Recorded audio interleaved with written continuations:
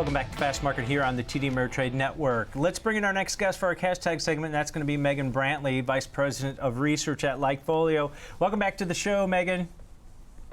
Thanks for having me, guys. So we're talking Amazon. I kind of wanted to bring this up just because of the rally that it's seen. Everybody talks about the retail side of their business, because they make a lot of revenue. They don't make a lot of profit on that, if they make profit at all. It's all about the cloud. But now people are starting to plug AI into the theme in Amazon here. What kind of data are you guys seeing at Likefolio? Yeah, whenever we look at Amazon, our data really lends itself to the consumer, or the more consumer-facing sides of its business. And so obviously a lot of that is going to be its e-commerce, its retail side, its Prime, and then also now increasingly so it's AWS, it's Amazon Web Services.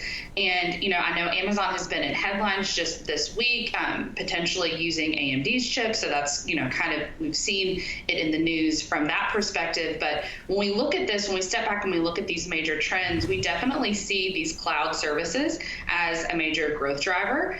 Just across the board, consumer mentions of cloud services have increased by about 32% year over year. You can see this reflected whenever you look at those AWS services, specifically up by about 25% year over year. Meanwhile, there's been a little bit of a tempering in growth on, more of the retail side, the Prime side. We see that in just overall mentions of consumers who are shopping online kind of normalizing a bit from those COVID highs, and we see that reflected whenever we look at, Amazon Prime, especially those new sign-up mentions. But one thing that is interesting that I will point out is that, our mentions, when we look at those, Amazon Prime purchase intent mentions, these are really keyed into these new signups. So, obviously we're seeing a slowdown in the expansion of, new members to the service. When we look at actual visits of people who are going to Amazon.com to order something, we actually see a slight improvement. Those are up by a couple points versus last quarter. So I think that, that's a positive sign for Amazon that may not necessarily translate directly whenever you're looking at new sign-up data. So it's definitely a little bit of a slowdown for Amazon, at least in our data, a tempering of growth that's really weighed down by that tempering of those retail mentions. However, we do see continued signs of growth and strength in those cloud services.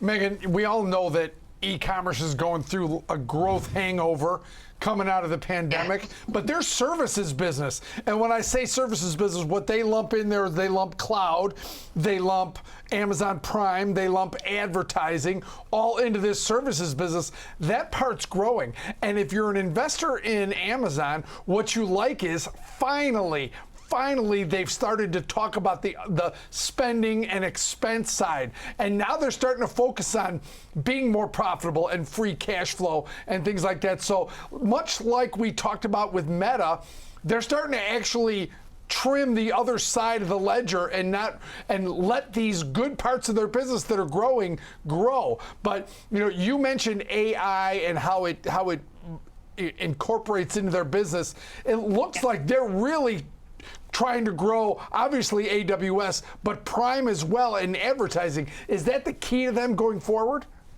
Yeah, I think so. I think that it's, Amazon has a lot of legs on its stool to kind of prop it up, and they're doing a really good job of leveraging all of these different sectors of its business instead of just relying too heavily on one sector.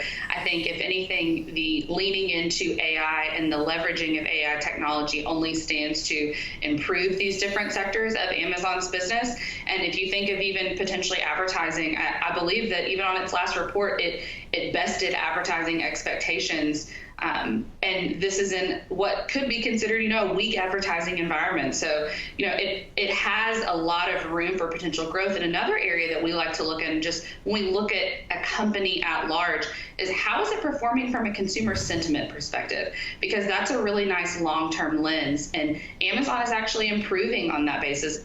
Happiness is up by 2 points versus last quarter. And, we're seeing positive trajectory on the different elements, not just in its Prime, but also in its cloud. And whenever we look at this, especially from a retail perspective, just because that's where our data has so much insight, when we look at Amazon versus other retailers, whether it be Walmart, whether it be Target, even Costco, we have Amazon right on the same level as Costco, which is a really big vote of confidence in our data because these are both, considered premium services, and it's about 20 points higher than the consumer sentiment for Walmart. So I think that that's a really big gap, and that's something that we've watched. We've seen Walmart gain a lot of traction and gain a lot of new consumers, but we're not necessarily seeing it make a dent in Amazon. We're not seeing, we're seeing consumers still being, liking this Amazon service and liking it even more than they were a year ago, a quarter ago. So Amazon's obviously doing something right and needs fine tuning, and anything that it's doing on the back end from a profit perspective is just extra for investors. Yeah, and we've seen the stock rally, as I mentioned, about 50% so far this year, Megan, but they don't have earnings till the end of July. I mean, if you guys had an earnings score now with some of these metrics starting to improve a little bit, it seems like the stock's made a parabolic move. Does your data support that at this point, or would you wait for a pullback?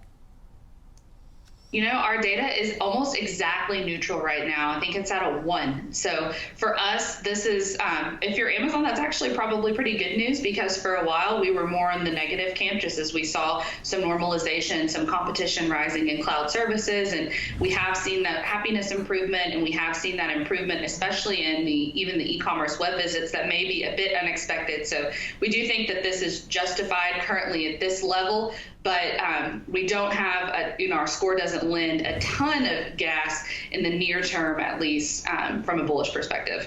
All right. Great stuff. Great data as usual. Megan, appreciate it. Have a great day. Thanks, guys. You too. All right.